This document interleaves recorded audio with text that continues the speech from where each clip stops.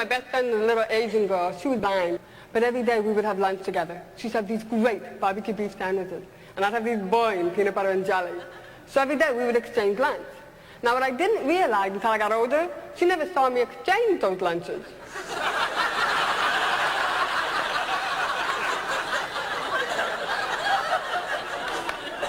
But then again, I never heard her complain about it either.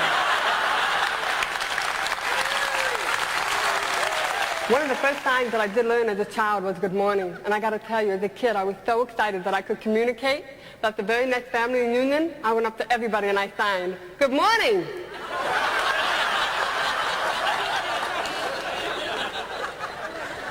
I guess you can say they're not morning people.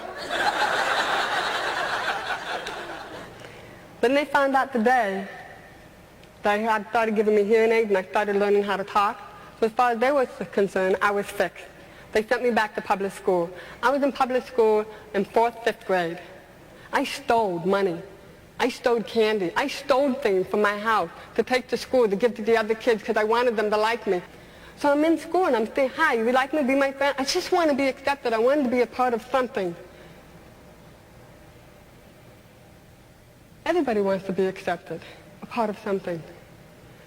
So I stole, and I would give stuff away. I couldn't understand anything in the classroom. Teachers would have their back up against the blackboard. I couldn't hear what they were saying. By the time one kid would say something, I'd go to look for their lips, another kid's lips were moving. I was totally lost.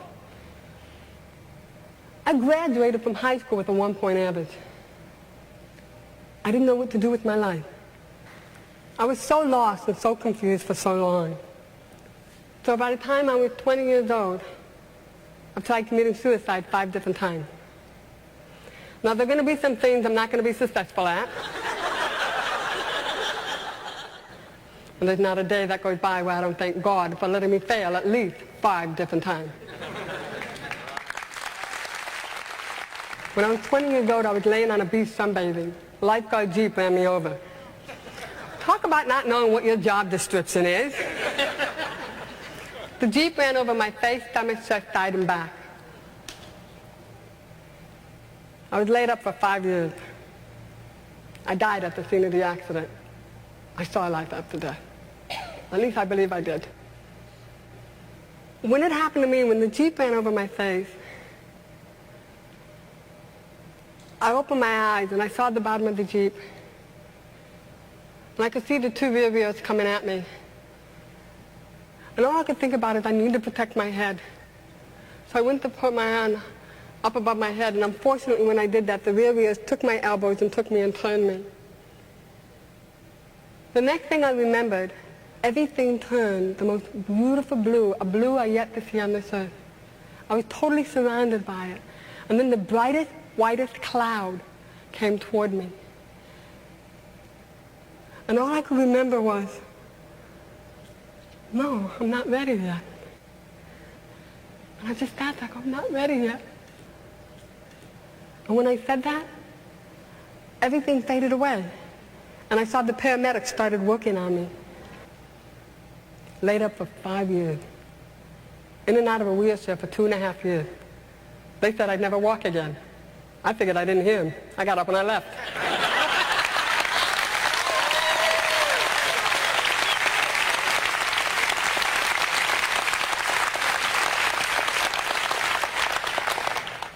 I never forget the day I got up out of intensive care and they had me in a wheelchair by the window and I yelled at God, "You can't do this to me. I can't be in a wheelchair. I can't have a hearing loss and be in a wheelchair for the rest of my life. Lord, please, just not do this." And I said, "You know, when I thought about coming back, you didn't tell me about this." I worked really hard to walk.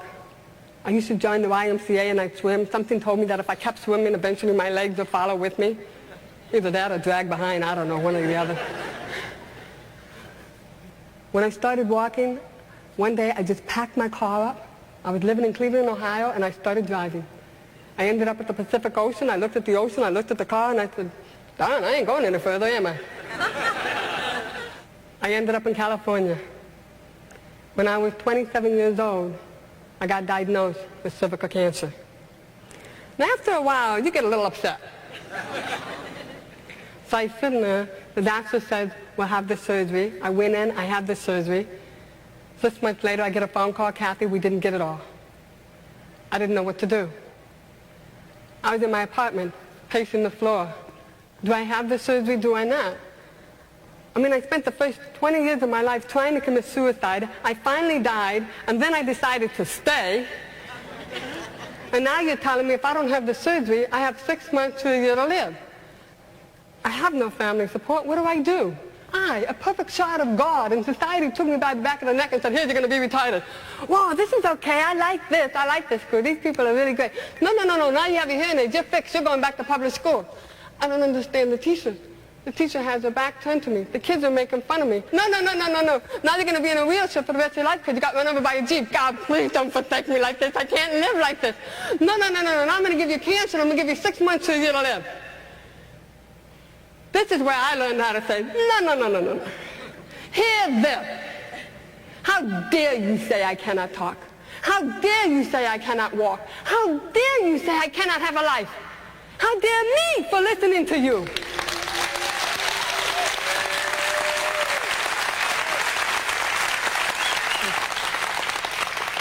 I decided to take control of my life, take charge of it. I changed my diet. I changed my attitude. And I've been clean of cancer for over 15 years. The gift of choice. It's a gift that's given to you that nobody can take away from you. You have unlimited choices. If you make the wrong choice, you can try to correct it with another choice to make it right. Your life is the most precious gift you'll ever have. And it's the only one you have. You'll come into this world alone, you will leave alone. Who you meet in between is the challenge of how you deal with your life. Remember, no matter how bad something is in your life, it has a time limit. And women, we know we can drag something bad on forever.